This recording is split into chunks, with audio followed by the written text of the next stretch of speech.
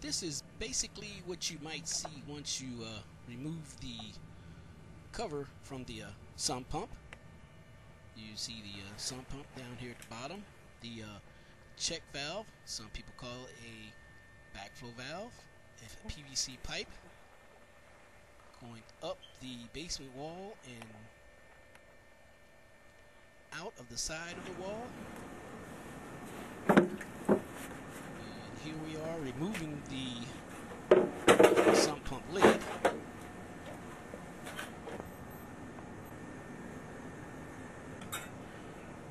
if you notice and look real close, you see an extra layer of a rubber piece right there.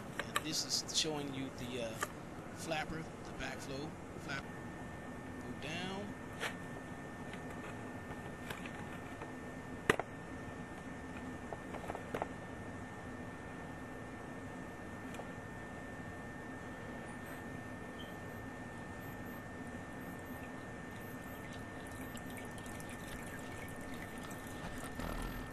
As the water goes down, you can see that there's water coming in from the small holes from the side.